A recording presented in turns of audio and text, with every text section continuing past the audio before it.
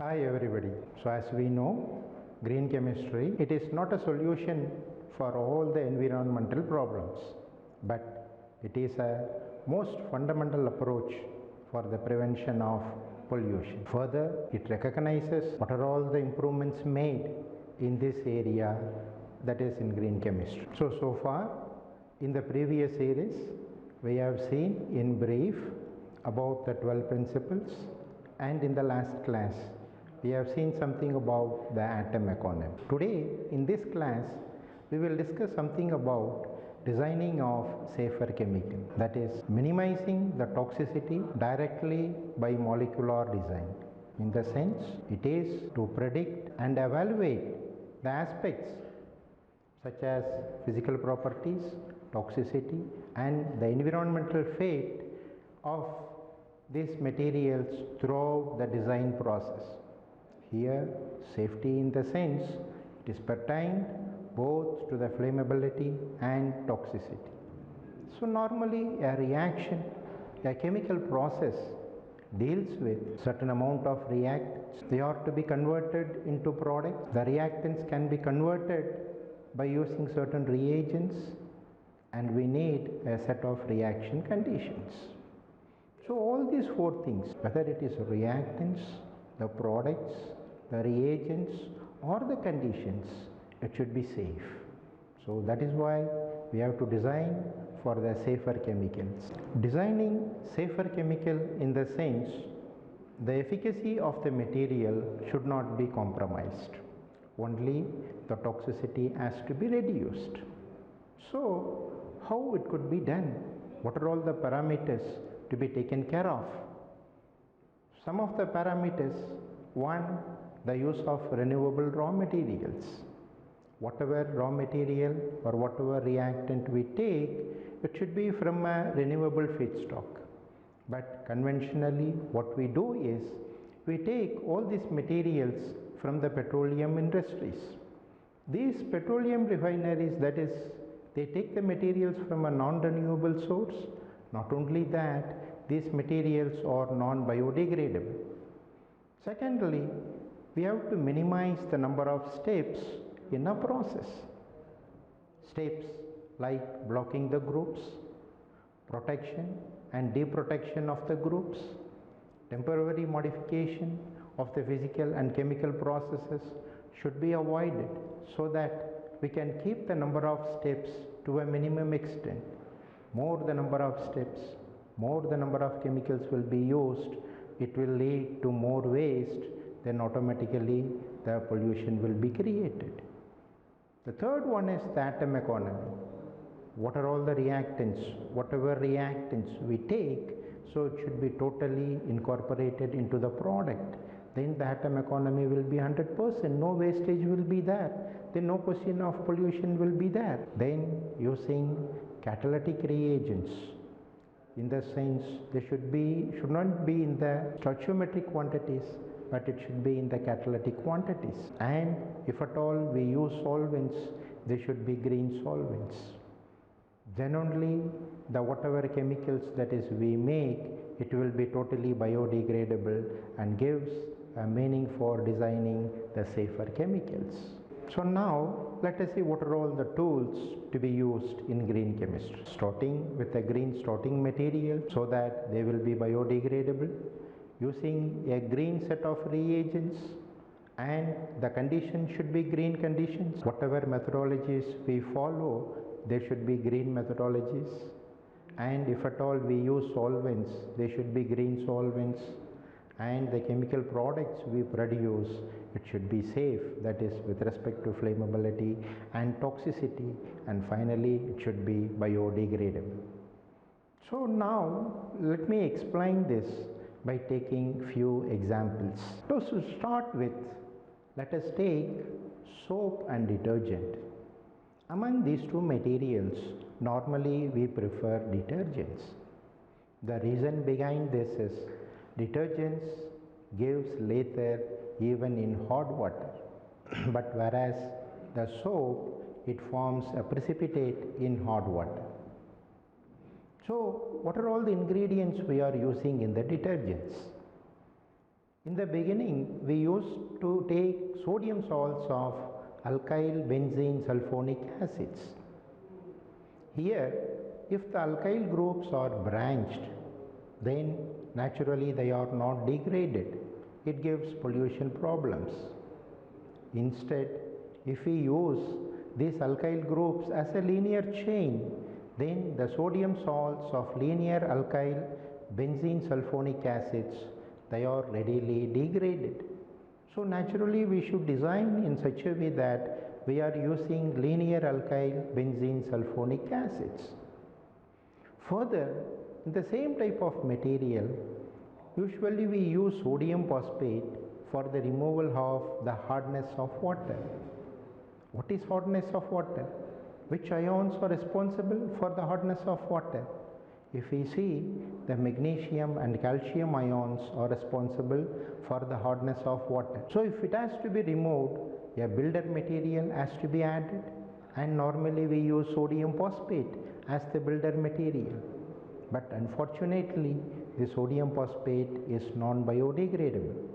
So to substitute that, nowadays we are using zeolites, that is aluminum silicates, so which can remove the magnesium and calcium ions, and zeolites are biodegradable and naturally makes the detergents a preferable washing material. Say another example, let us take pesticides. We all know about DDT, dichloro-diphenyl trichloroethane. So wonderful pesticide, but unfortunately it is non-biodegradable. Non-biodegradable in the sense that is it enters the food chain. Even DDT has been detected in polar bears and mother's milk. So when it enters the food chain, the material is passed from one generation to the other generation. So totally it is attributed to the non-biodegradability. For this reason, this material has been banned in many countries. But we in India, we use this to have a check on malaria. Instead of DDT, nowadays pyrethroid pesticides are recommended. What are all the benefits with respect to the pyrethroid pesticides? Yes, it breaks down within 2 to 3 days after its application. And not only that, it has low acute toxicity to the humans than the phosphorus and chlorine based pesticides. So yet another example, let us take polycarbonates. Normally these polycarbonates are very strong, they are hard. At the same time, they are transparent enough, and it is easily workable. That is, we can mold into any shape. Not only molding, we can remold into any shape. So people preferably they take polycarbonates as a starting material for the preparation of many plastic articles. How it is prepared? So here there are two processes. We will compare two processes so that we can understand the safety of the material. In the first process, a compound called bisphenol A, it reacts with carbonyl chloride, which is otherwise called phosgene, under basic media to form the polycarbonates. Of course, here the reaction takes place in presence of dichloromethane, which is a chlorine solvent, and it may affect the ozone layer also. So what are all the disadvantages in this process is, one, the carbonyl chloride, which is called the phosgene, it is highly toxic. Not only toxic, it is corrosive. Further, this process, it requires huge amount of dichloromethane. Further, the final product, that is the polycarbonate, it is contaminated with chlorine impurity. So a low graded material it leads to. But whereas in the alternate process, which is a solid state process, here the bisphenol A, it reacts with diphenyl carbonate. So here we are not taking any reagents. So it is a solid state reaction, so it leads to the polycarbonates. Here what are all the advantages? We are not taking phosgene, toxic materials we are not taking. We are not entertaining dichloromethane. So the final product, that is the polycarbonates, it is free from chlorine, so get a higher grade of polycarbonate. Next, let us see something about the antifoulants. Normally, these antifoulants, they are dispersed along with the paint and it is applied to the hull of boats. The organotin compounds serves this purpose, and in particular, conventionally we have been using tributyl tin oxide as the material. How it works, what is the mechanism is, so when it gets dispersed along with the paint and applied to the hull of the boats, slowly it gets leaches out from the boat. Now what happens is, it reacts with the fouling organisms in and around the boat and it neutralizes. But what happens here is, the half-life period of this particular material is more than 6 months. And not only that, in these 6 months, that is, it gets bioconcentrated in the marine organisms. Bioconcentrated in marine organisms in the sense, the concentration of this particular material is 104 times it's more in the bioorganisms when compared with this in the surrounding water. So this particular compound, that is the organotins, they are chronically toxic and it enters into the food chain. Not only entering the food chain, it bioaccumulates. Now, an industry called Roman has, which won the Presidential Green Chemistry Challenge Award in the 1996, they developed an alternate material which contains an active ingredient which is called C9-11, that is 4,5-dichloro-2-N-octyl isothiazolene 3-one, abbreviated as DCOI. It belongs to isothiazolone family of antifoulants. When this is used, it is biodegradable. The half-life period is less than 1 hour. And how it works? That is, when it is mixed with the paint and when we apply this paint on the hull of the boats, what happens is, whenever the antifouling organisms or the microorganisms, when they approach this material, the part of the protein of the microorganism which interact with the DCOI will be paralyzed. Naturally, it will affect the metabolism of the microorganism. Immediately, the microorganism, it senses something happens to its metabolic process. Immediately, it will withdraw its attachment with the boat and it will detach away and it will move further, so that it safeguards itself, and thereby, that is, it is not harming the microorganisms. At the same time, it protects the boats. So yet another example, let us see in detail about the adipic acid synthesis. Adipic acid, it consists of 6 carbon atoms. Normally, it reacts with hexamethylene diamine to form nylon 66, which is used everywhere. And not only for the manufacture of this nylon 66, it is also used to make plasticides, lubricants and many materials. How it is prepared? Conventionally, it has been prepared from a non-renewable source. That is, the benzene, it is taken from the petroleum refineries. Benzene, it is a carcinogenic material. That is a starting material here. That has been reduced with hydrogen and nickel alumina at 150 to 250 degrees centigrade to form cyclohexane.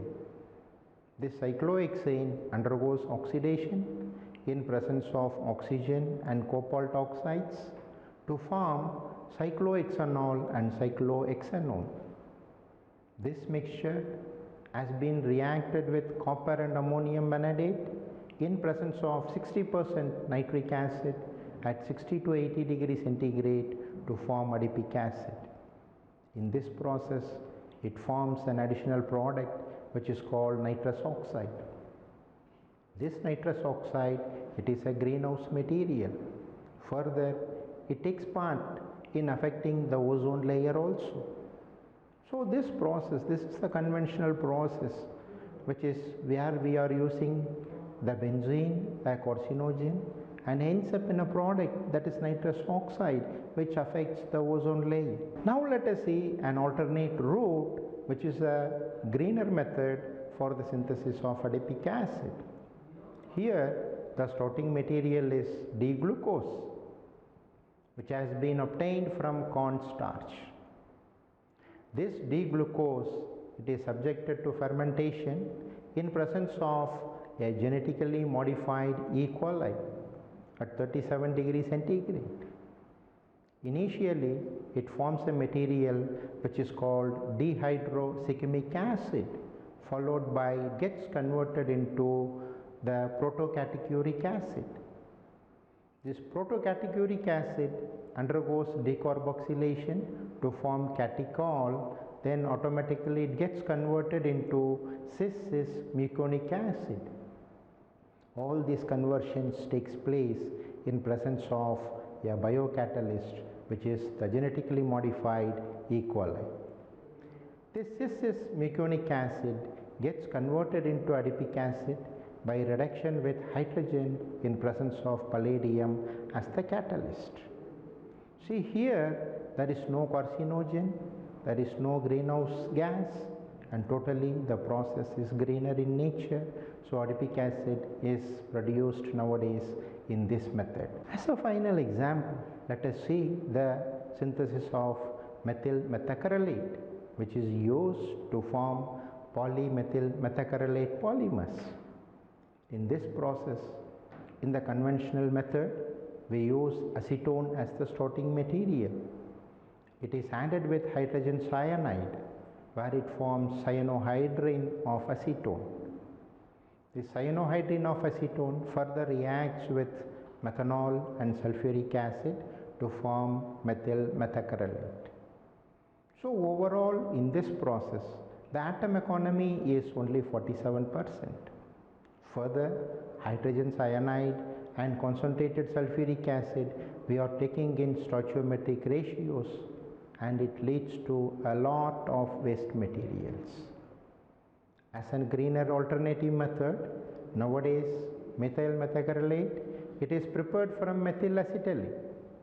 This methyl acetylene, it reacts with carbon monoxide and methanol in presence of palladium as the catalyst to form methyl methacrylate.